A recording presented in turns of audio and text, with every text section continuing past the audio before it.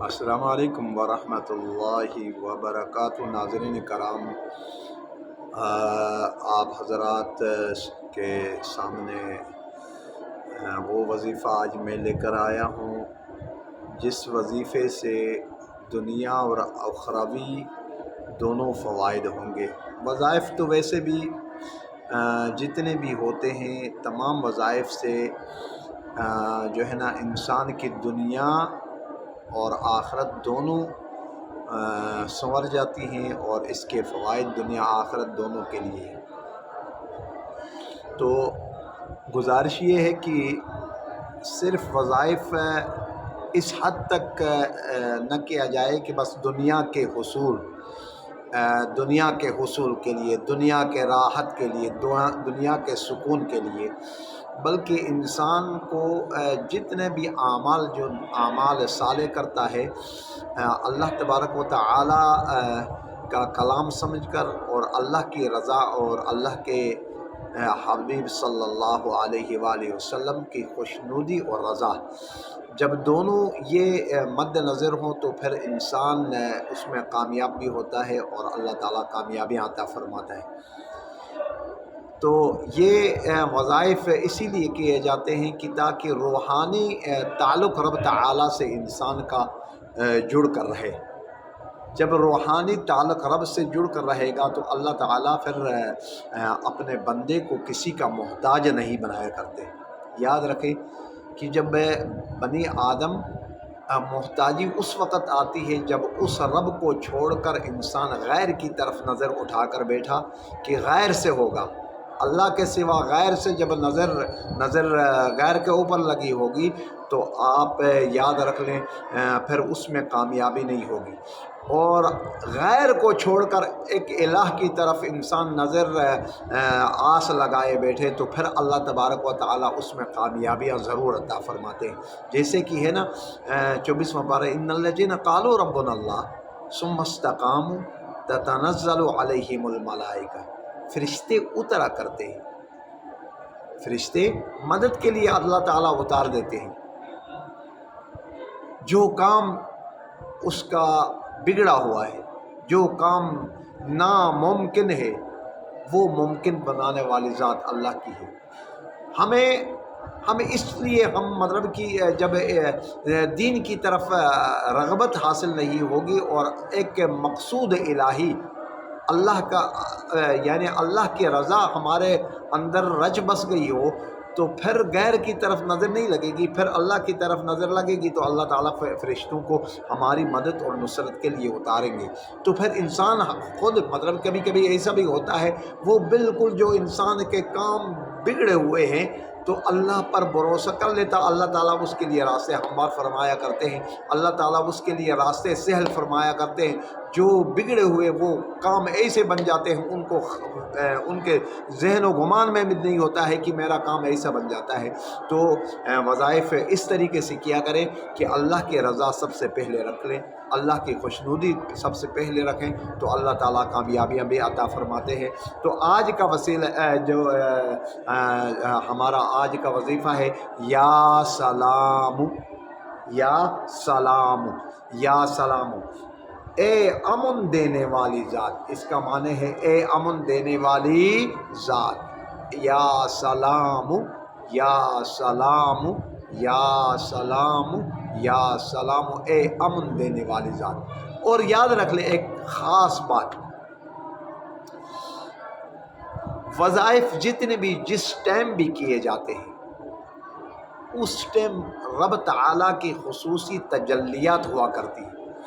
حالانکہ بنی آدم اللہ تعالیٰ سے جتنے بھی مخلوقات ہیں اللہ سے پوشیدہ کوئی بھی نہیں ہے، مخفی کوئی چیز نہیں ہے۔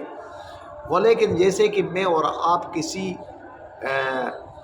آدمی سے ملاقات کے لیے جاتے، کسی بڑا آدمی سے، کسی منصب اقتدار والے سے ملنے کے لیے جاتے ہیں تو ان سے ٹائم لیا جاتا ہے کہ فلاں ٹائم ہمیں دے دے، میں آپ سے ملنا چاہتا ہوں، اور وہ ٹائم اور کسی کو نہیں دیا جاتا۔ اسی طریقے سے جو ٹائم آپ کا ٹائم فریم ہوتا ہے وہ ٹائم کو آپ اللہ تعالیٰ کے لیے خصوصی مخصوص طور پر رکھتے ہیں تو پھر اللہ تبارک و تعالیٰ کی خصوصی تجلیات بھی ہوا کرتی ہیں کہ میرا بندہ اب اس وقت مجھے یاد کر رہا ہے، خصوصی طور پر، خصوصی توجہ۔ ساری مخلوق اللہ سے مخفی تو کوئی نہیں ہے نا، اگر دلوں کے اندر جو کچھ ہے، دلوں سے ظاہر جو کہ جو کچھ ہو رہا ہے، جو کچھ ہونے والا ہے، اللہ کو علم ہے۔ بولے کہ خصوصی ٹائم، جیسے کہ بعد نماز عشاء یا بعد نماز مغرب یا بعد نماز ظہر یا فجر، کوئی بھی ٹائم ہو جو آپ کا ٹائم ہوگا وہ وظیفے کا اللہ تعالیٰ کی خصوصی نظر کرم ہوا کرتی ہے اپنے بندے کے اوپر، تو اس کے لیے آپ اس کا اہتمام فرمایا کریں۔ تو یا سلام کا اے امن دینے والی ذات، اے امن دینے والا، جو شخص اس کو روزانہ فجر نماز کے بعد 1000 مرتبہ پڑھے گا، جو شخص اس کو روزانہ 1000 مرتبہ پڑھے گا وہ صاحب علم ہوگا۔ کیا ہوگا؟ وہ صاحب علم، صاحب بصیرت بن جائے گا۔ علم، اب مثال کے طور پر سوال پیدا ہوگا کہ آپ لوگوں کا کہ بھائی بس اسی کو پڑھتے رہو اور علم حاصل کرنے کی ضرورت نہیں ہے، بلکہ آپ جتنی بھی کتابیں پڑھتے ہیں، جب آپ کی اس کھوپڑی میں کوئی چیز اللہ تعالیٰ بٹھانا نہ چاہے تو دنیا کی ساری کتابیں آپ، مثل الذین حملوا التوراۃ ثم لم يحملوها كمثل الحمار يحمل اسفارا، مثال اس گدھے کی جو گدھے کے اوپر کتابوں کا بوجھ لدا جائے اور کوئی کہے گا کہ یہ عالم ہے، کہ کوئی نہیں کہے گا، گدھا تو گدھے کی آواز تو گدھے کی ہوگی نا۔ تو کتابیں پڑھنے سے مطلب کہ علم نہیں آتا، بلکہ اللہ تعالیٰ کسی کے ذہن میں اس کھوپڑی میں جو کچھ بٹھانا چاہے تو وہ ذات بٹھانے والی ہے۔ کتابیں پڑھنے سے مطلب کہ وہ نہیں ہوتا کتابیں پڑھ لیں ولیکن تقوی انسان کے اندر آ جائے، خشیت الہی آ جائے تو اللہ کی طرف نظر ہو، یہ جو کچھ میں پڑھ رہا ہوں میرے دل و دماغ میں بٹھانے والی ذات اللہ کی ہے، تو پھر اللہ تعالیٰ اس کے اندر وہ علمی بصیرت پیدا فرماتے ہیں، علم کا محور اور مرکز اس کو متعین فرمایا کرتے ہیں۔ تو جو 1000 مرتبہ روزانہ فجر نماز کے بعد پڑھے گا، اللہ تبارک و تعالیٰ نمبر 1 اس کو علمی بصیرت عطا فرمائیں گے، علم کے عرفان سے ان کو منور فرمائیں گے۔ نمبر 2، 141 بار پڑھ کر مریض پر دم کیا جائے۔ 141 مرتبہ، اگر 141 مرتبہ آپ مریض پر کوئی بھی بیماری ہو، بخار ہو یا کوئی بھی 141 مرتبہ پڑھ کر اس کے اوپر پھونک ماریں گے، پانی پر دم کر کے اس کو پلا لیں گے تو شفا یابی ضرور نصیب ہو جائے گی۔ کیوں؟ اللہ کا کلام ہے، اللہ کا نام مبارک ہے، تو کیسی شفا نہیں ہوگی؟ کیسی شفا نہیں ہوگی؟ اللہ کا نام جہاں لیا جائے تو یہ بات ہی نہیں ہے کہ وہ انسان جو ہے نا اس کو مطلب کہ شفا نہ دے دے۔ نمبر 3،